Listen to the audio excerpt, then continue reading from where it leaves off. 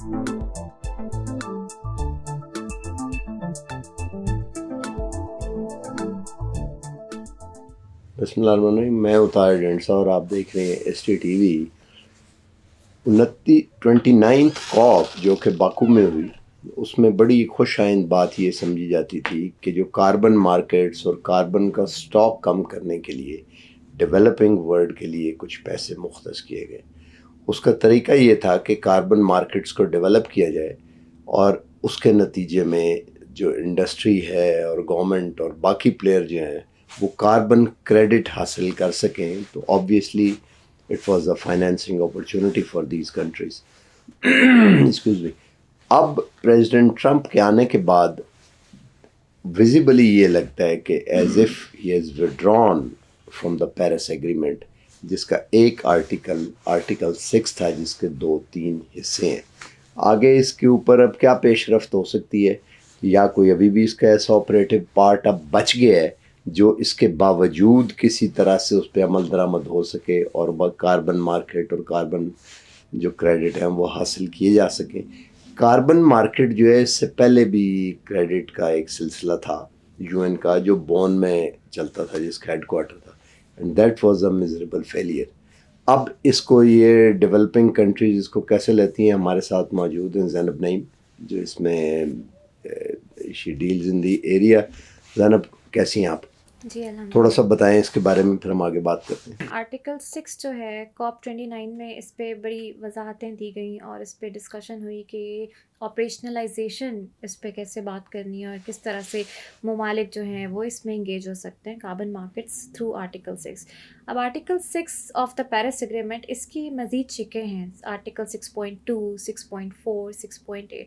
6.2 जो है वो डील करता है कि कंट्रीज़ एक दूसरे के साथ बायलेटरली या मल्टीलेटरली भी कैसे इंगेज हो सकते हैं, जिसमें वो इंटरनेशनली ट्रेडेड मिटिगेशन आउटकम्स जो हैं, यानी कार्बन क्रेडिट्स को ट्रेड कर सकते हैं एक दूसरे के साथ। उसकी मॉडलिटी 6.2 में आती हैं। उस पर ममालिक एक दूसरे के साथ डिसाइड कर लेते हैं और वो फिर इंगेज होते हैं। आर्टिकल 6.4 जो कि समझें क्लीन डेवलपमेंट मैकेनिज़्म के तहत उस पर बात होती है कि कैसे कार्बन मार्केट्स में इंगेज किया जा सकता है। उसमें पब्लिक प्राइवेट सेक्टर प्रोजेक्ट्स जो कि क्लीन डेवलपमेंट मैकेनिज़्म के तहत जो काम कर रहे हैं, जिसमें रिन्यूएबल एनर्जी के प्रोजेक्ट्स हैं या फॉरेस्ट्री के प्रोजेक्ट्स हैं, वो उन प्रोजेक्ट्स के ज़रिए UNFCCC जो है, अगर वो ये देखे कि इसमें कार्बन क्रेडिट्स अलाउ हो सकते हैं या वेरीफाई किया जा सकता है, तो उसमें वो प्रोजेक्ट्स को जो है वो इंगेज किया जाता है। जो 6.8 है उसको हम कहते हैं नॉन मार्केट अप्रोचेस। 6.8 में ये है कि कैसे ममालिक या organisations capacity building, knowledge transfer के ज़रिए कार्बन मार्केट्स पे जो है वो काम कर सकते हैं। आर्टिकल 6 जब तक डिसाइडेड नहीं था इसकी मॉडलिटीज़, तब तक दुनिया में वॉलंटरी कार्बन मार्केट्स बहुत अरूज पे थी, जिसमें कोई कंप्लाइंस का फैक्टर नहीं आता। यानी कंपनीज़ अपने CSR प्रोजेक्ट्स ज़्यादातर प्राइवेट सेक्टर के थ्रू या सस्टेनेबिलिटी इनिशिएटिव के थ्रू जो है वो इंगेज होती रही हैं कार्बन क्रेडिट्स में कि हम बेचेंगे, करेंगे। लेकिन उसमें ग्रीन वॉशिंग का एस्पेक्ट बहुत ज़्यादा आ गया। इस वजह से कार्बन मार्केट्स में ममालिक कैसे ज़्यादा आ सकते हैं, और कंप्लायंस मार्केट को देखा जा रहा था कि भाई ये एक ऐसी अपॉर्चुनिटी है जिसमें ज़्यादा से ज़्यादा रेवेन्यू जनरेशन का होगा। तो उस पे जो है COP29 में मॉडलिटीज़ डिसाइड हुई, जिसमें पाकिस्तान ने भी अपनी गाइडलाइंस जो हैं वहाँ पे अनाउंस की।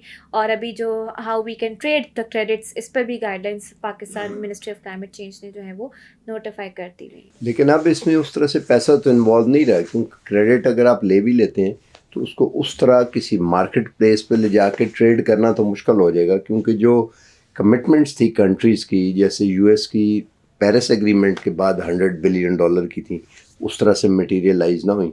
और अब ट्रंप के आने के बाद फिर वो लगता नहीं है, तो ये बड़ा मुश्किल नहीं हो जाएगा एटलीस्ट बायलैटरल या इवन मल्टीलैटरल भी? देखिए, ऑफ कोर्स ट्रंप ने जो पुल आउट किया है पेरिस एग्रीमेंट से, वो एक बहुत बड़ा वॉइड क्रिएट हो गया, एक वैक्यूम क्रिएट हो गया लीडरशिप का in context of climate finance, and also carbon markets भी उसमें अफेक्ट होती है। जाहिर है जब आपको फाइनेंशियल सपोर्ट नहीं मिलेगी तो why would countries feel encouraged कि हमें इंगेज होना चाहिए कार्बन मार्केट्स में। दूसरी बात ये कि US में प्राइवेट सेक्टर भी जो वहाँ पे है वो पोटेंशियल इन्वेस्टर्स थे। यूरोप के अलावा अगर हम देखें तो ज़ाहिर है US में ये पता था कि डेवलपिंग कंट्रीज़ में ये क्लाइमेट एजेंडा पे ये इन्वेस्ट ज़्यादा से ज़्यादा कर रहे होंगे, तो वहाँ वो पोटेंशियल मार्केट देखा जा रहा था। डेवलपिंग कंट्रीज़ काफ़ी बैक कर रही थी US पे। अब इसमें ये एक इम्प्लीकेशन ये है कि यूरोप भी पोटेंशियल मार्केट है, जो लोग इन्वेस्ट करते हैं डेवलपिंग कंट्रीज़ में, अफ्रीका रीजन में बहुत इन्वेस्ट करें और एशिया में भी अब इन्वेस्ट करें। लेकिन यूएस के निकल जाने से यूरोप में जैसे सीबैम आ रहे हैं, स्ट्रिक्टर रेगुलेशंस हो सकता है मज़ीद वो कंट्रीज़ कर दें और मार्केट जो है वो कॉन्स्ट्रिक्ट हो गई है, यानी लिमिटेड हो गई है। तो ये एक बहुत बड़ा सेटबैक है। दूसरा, क्लाइमेट फाइनेंस के पर्सपेक्टिव में जब यूएस ने इस साल COP29 पे भी पता था इलेक्शंस होने वाले हैं, तो हो सकता है यूएस उस तरह से ना एंगेज हो पाए, तो कॉप पे भी वो उस तरह से यूएस की इंगेजमेंट बहुत लिमिटेड रही है फाइनेंस के पर्सपेक्टिव में। अब यहाँ अपॉर्चुनिटी भी है, चैलेंज भी है। चैलेंज ये है कि लीडरशिप चली गई, लेकिन अपॉर्चुनिटी ये है कि जो बाकी रीजन्स हैं दे कैन स्टेप इन और टू फिल द वॉइड। वहाँ पे आपके ये यूरोपियन यूनियन है, चाइना है और कंट्रीज़ हैं।